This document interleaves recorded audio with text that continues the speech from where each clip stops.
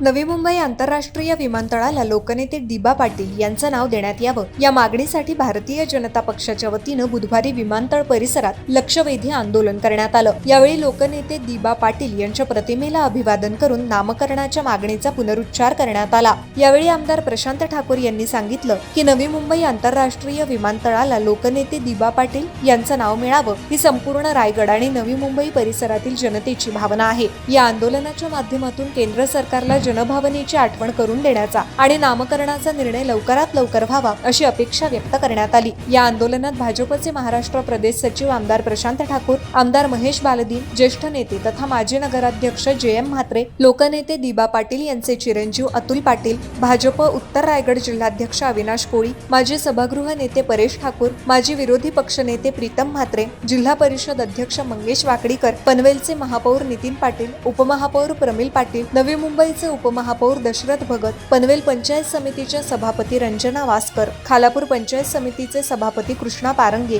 उपसभापती भूपेंद्र पाटील यांच्यासह प्रकल्पग्रस्त, भूमिपुत्र, स्थानिक संघटनांचे प्रतिनिधी, जिल्हा परिषद सदस्य, नगरसेवक, पंचायत समिती सदस्य, ग्रामपंचायतीचे सरपंच, उपसरपंच आणि सदस्य मोठ्या संख्येने उपस्थित होते। आंदोलनादरम्यान उपस्थितांनी नवी मुंबई आंतरराष्ट्रीय विमानतळाला लोकनेते दिबा पाटील यांचं नाव देण्याची मागणी जोरदारपणे मांडली। शासनानं जनभावनेचा सन्मान करून विमानतळाच्या नामकरणाबाबत सकारात्मक निर्णय घ्यावा अशी मागणी यावेळी करण्यात आली।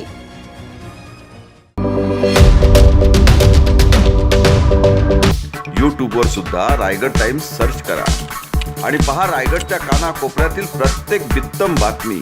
आणि हो, लगेच सबस्क्राईब बटनवर क्लिक करायला विसरू नका। रायगड टाइम्स, आपलं चॅनल, आपला आवाज।